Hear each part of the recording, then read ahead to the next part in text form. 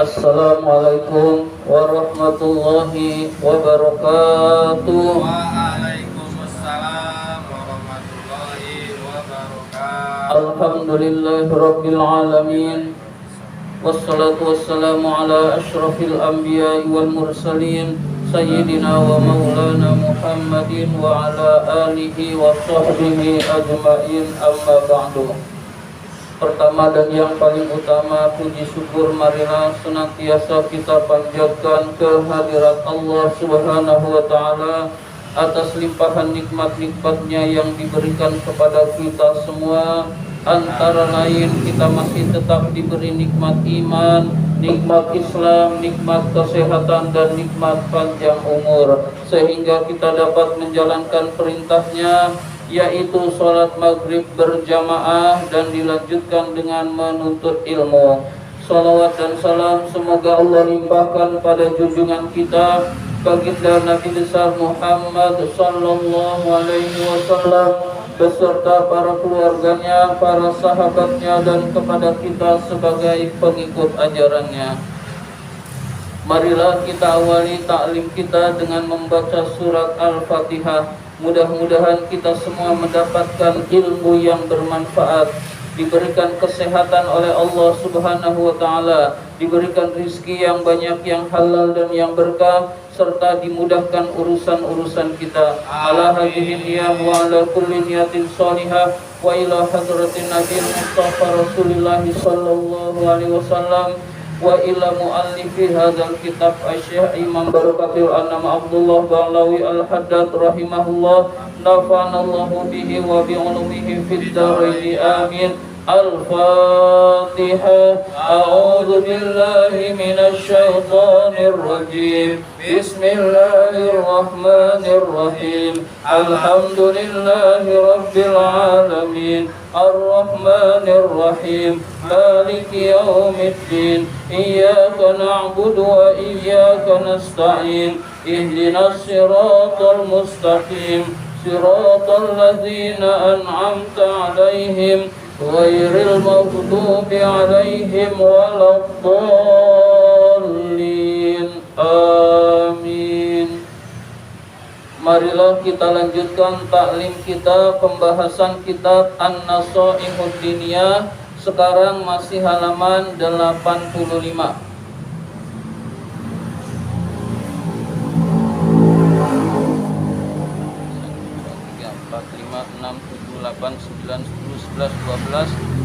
13 baris ke-13 dari bawah.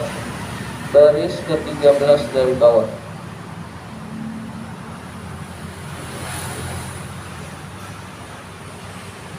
Baris ke-12 dari bawah. Bismillahirrahmanirrahim.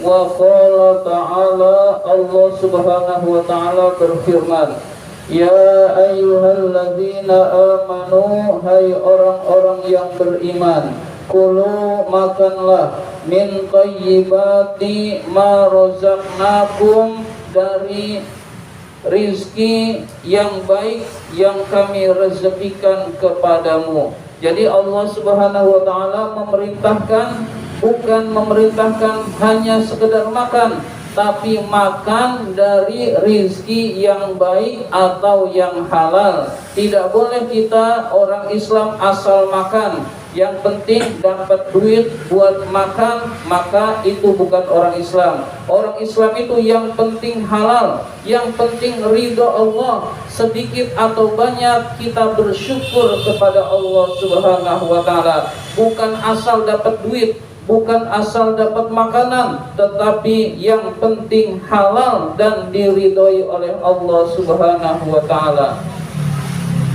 Tsumma dzakara ar-rajula, kemudian Rasul menyebutkan ada seseorang laki-laki, as'asa aghyara yutilus safara, yang berada di padang pasir melakukan perjalanan yang jauh.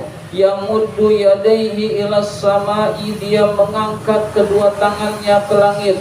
Ya Rabbi, wahai Tuhanku, wahai Tuhanku. Jadi orang itu dengan keletihannya, dengan kekhusyuannya berdoa kepada Allah Subhanahu wa ta'ala di padang pasir. Jadi Rasul menyebutkan ada seorang yang berada di padang pasir, lalu dengan khusyuk berdoa mengangkat tangannya ke langit.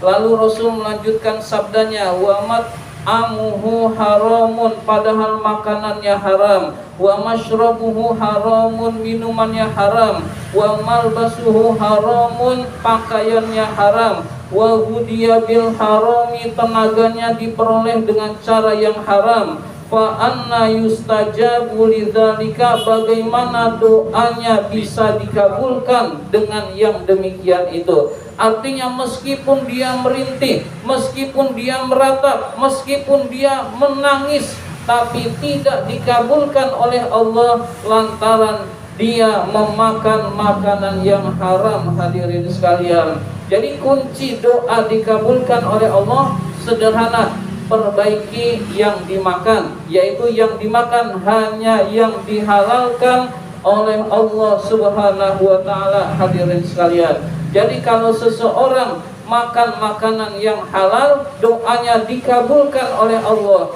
Tapi kalau orang memakan makanan yang haram, tidak dikabulkan doanya oleh Allah Subhanahu wa taala. Hadirin sekalian, wa qala alaihi salam, Nabi alaihi salam bersabda, la yadkhulul jannata, tidak masuk surga, lahmun, daging, nabata, yang tumbuh, min suhtin, dari makanan yang haram. Maksudnya manusia.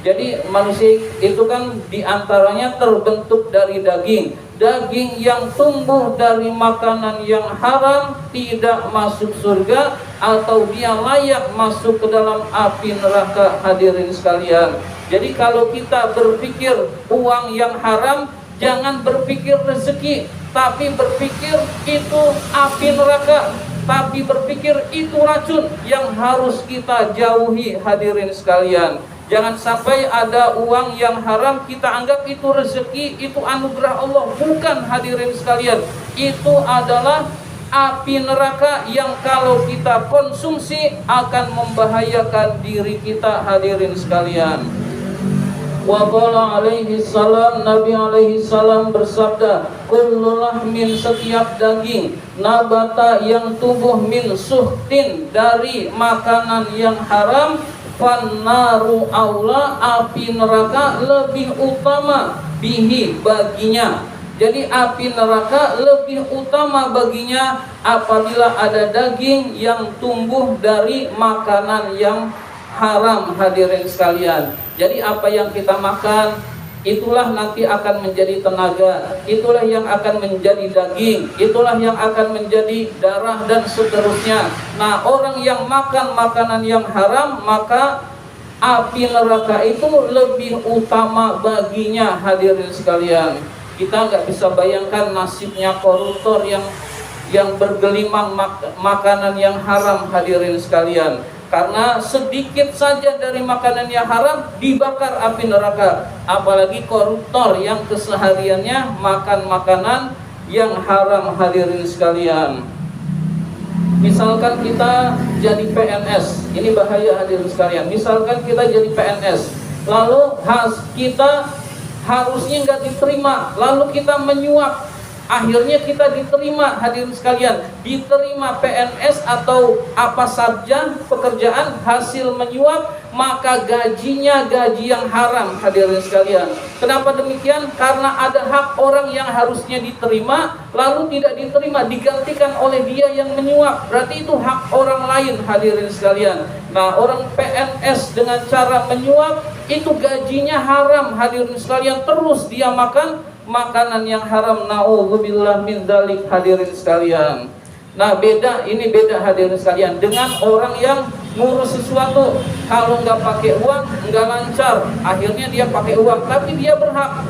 Nah, ulama berbeda pendapat, ada yang membolehkan, ada yang tetap mengharamkan. Hadirin sekalian, zaman sekarang kalau nggak pakai uang susah. Nah, maka yang seperti ini, tapi kalau kita berhak, maka ulama ada yang membolehkan. Hadirin sekalian, beda dengan kita nggak lulus lalu kita menyuap sehingga lulus, maka hasil dari lulusnya itu haram. Hadirin sekalian, dapat gaji PNS-nya haram hadirin sekalian. Nauzubillah min dzalik hadirin sekalian.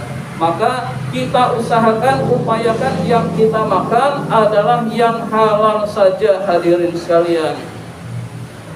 Wa qala alaihi salatu wassalam, Nabi alaihi salatu wassalam bersabda, la an taj'ala fi fika, kamu menjadikan di dalam mulutmu turaban, tanah, khairun laka, itu lebih baik bagimu, min antaj'ala, dibandingkan dengan kamu menjadikan fihi, di dalam mulutmu, ta'aman haraman, makanan yang haram. Kamu memasukkan mulutmu tanah kamu masukkan ke dalam mulutmu, kata Rasul, itu lebih utama daripada kamu memasukkan makanan yang haram ke dalam mulutmu hadirin sekalian. Sampai seperti itu hadirin sekalian. Kita nggak mungkin makan tanah, artinya benar-benar dijauhi hadirin sekalian yang haram itu. Kalau kita tanah aja nggak mau, tanah padahal ya paling sakit perut hadirin sekalian.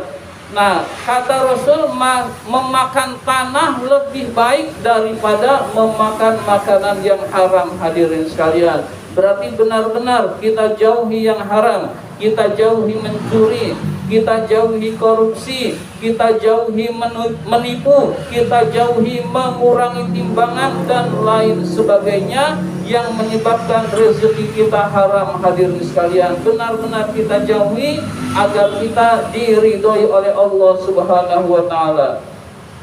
Wa qala alaihi salam, Nabi alaihi salatu wasallam bersabda, manik tasaba malan, barang siapa yang memperoleh harta min ghairi hillihi, dari cara yang tidak halal, fa in tasaddaqa bihi, walaupun dia bersedekah dengannya, lam yuqbal minhu, maka tidak diterima dari orang tersebut. Jadi meskipun saya mau sedekah lalu mencuri dulu, maka sedekahnya tidak diterima oleh Allah Subhanahu wa taala.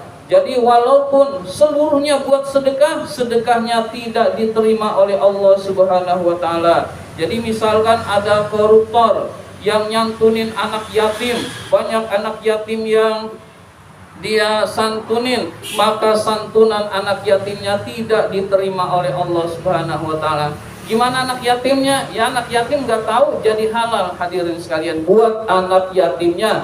Tetapi sedekah itu, santunan itu tidak diterima oleh Allah karena hasil korupsi hadirin sekalian. Jadi mencari yang haram lalu buat sedekah, maka sedekahnya tidak diterima oleh Allah. Tetap dia dapat dosa karena dia memperoleh yang haram hadirin sekalian. Wa in anfaqa minhu, jika dia berinfak darinya, lam yubarik lahu fihi, tidak diberkahi oleh Allah di dalam hartanya tersebut. Buat sedekah enggak diterima, buat infak tidak diterima atau tidak diberkahi oleh Allah Subhanahu wa taala. Wa in tarakahu, jika dia meninggalkannya, khalfa dhahrihi, di atas punggungnya, artinya disimpan, artinya buat dia sendiri, artinya masukkan rekening, kana zaduhu ilan nar, maka bertambah-tambahlah api neraka baginya hadirin sekalian. Disimpan, dia nyimpen api hadirin sekalian, dia nyimpen api neraka yang nanti akan lebih besar siksanya dari Allah Subhanahu wa taala. Nauzubillah min dzalik. Maka jangan main-main terhadap harta yang haram ini hadirin sekalian. Kita berusaha sekuat tenaga mencari yang halal hadirin sekalian. Al-hadis. Wa qala alaihi salam, Nabi alaihi salatu wasallam bersabda, man ishtara, barang siapa yang membeli sauban, baju, bi asyri darahima, dengan 10 dirham, harganya 10 dirham, wa fihi dirhamun min haramin, ada 1 dirham dari uang haram, lam yaqbalillahu lahu salatun madama alaihi, Allah tidak menerima salatnya jika baju itu dipakai untuk salat hadirin sekalian. Jadi kita beli baju, harganya misalkan 100.000, 10.000-nya, 1/10-nya uang haram hadirin sekalian, 90.000-nya halal, 10.000-nya haram. Lalu baju itu dipakai untuk sholat, Allah tidak menerima sholatnya hadirin sekalian. Artinya harus benar-benar seluruhnya bersih hadirin sekalian. Tenaganya bersih, pakaiannya bersih, bersih dari yang haram hadirin sekalian. Jadi beli baju, hasil mencuri, sholatnya tidak diterima. Beli baju 1/10-nya ada uang haramnya, sholatnya juga tidak diterima oleh Allah Subhanahu wa Ta'ala jika baju itu dipakai untuk sholat hadirin sekalian. Jadi benar-benar, jadi bukan hanya untuk dimakan, tetapi dipakai pun tidak boleh hadirin sekalian. Dipakai pun bermasalah yang haram tersebut hadirin sekalian. Fa idza kana hadza fi saubil ladzi yakunu usru samanihi haraman. Jika demikian keadaannya, di dalam baju yang 1/10-nya adalah ada yang haram, fa kaifa yakunul halu law kana as-samana kulluhu min haramin. Bagaimana keadaannya jika seluruhnya adalah uang haram? 1/10-nya uang haram saja tidak diterima oleh Allah, apalagi seluruhnya uang haram hadirin sekalian. Lebih tidak diterima oleh Allah, lebih diazab lagi oleh Allah Subhanahu wa Ta'ala. Jadi beli baju buat sholat, 1/10-nya atau sebagiannya ada uang haram, sholatnya nggak diterima, apalagi seluruhnya uang haram hadirin sekalian, lebih tidak diterima oleh Allah Subhanahu wa Ta'ala. Fa idza kana hadza sawbul ladzi yakunu ala zahiril jasadi. Begitulah keadaannya jika uang haram itu berada di dalam luar tubuh manusia. Fa kaifa yakunul halu fit ta'amil ladzi yakunu fi batinil jasadi. Bagaimana keadaannya jika makanan yang masuk ke dalam tubuh manusia? Jadi di luar tubuh manusia aja nggak dimakan, itu bermasalah yang haram itu. Bagaimana kalau jadi daging? Bagaimana kalau dimakan lalu jadi tenaga, jadi darah, jadi tulang dan lain sebagainya? Lebih diazab lagi oleh Allah Subhanahu wa Ta'ala hadirin sekalian. Jadi kita berusaha yang haram ini benar-benar kita jauhi. Yajri fil lahmi, berjalan darah itu di dalam daging, wad dami dan darah, wal uruqi dan menjadi keringat, wal idhami dan menjadi tulang, wasairu ajzail badani dan seluruh anggota tubuh manusia. Jadi bagaimana kalau sudah menjadi anggota tubuh manusia? Pertama, hentikan, taubat kepada Allah. Taubatnya mungkin gak diterima, tapi lalu cari yang haram. Nanti kan lama-lama bersih. Jadi selama 40 hari itu semua bersih. Lalu 40 hari itu taubatnya baru diterima oleh Allah kembali, jika dia sudah menghentikan selama 40 hari hadirin sekalian. Jadi makanan yang masuk itu baru keluar seluruhnya kalau sudah genap 40 hari hadirin sekalian. Maka kita berusaha agar menjauhi yang haram hadirin sekalian. Fata'ammalu dzalika haqqan, maka renungkanlah benar-benar hal ini. Wa am'anu fihin nazara, dan berilah perhatian yang serius terhadap hal ini. Wattaqullaha wahdharu, dan bertakwalah kepada Allah serta berhati-hatilah. Jadi berhati-hati betul dari yang haram agar kita semua diridhoi oleh Allah Subhanahu wa Ta'ala. Mudah-mudahan kita semua dijadikan oleh Allah Subhanahu wa Ta'ala bisa mencegah dari yang haram dan hanya memakan yang halal. Amin ya rabbal alamin. Allahumma inna na'udzubika min ilmin la yanfa wa qalbin la yakhsha wa amalin la yurfa wa du'ain la yusma. Amin ya rabbal alamin. Wabillahi taufiq wal hidayah. Wassalamualaikum warahmatullahi wabarakatuh.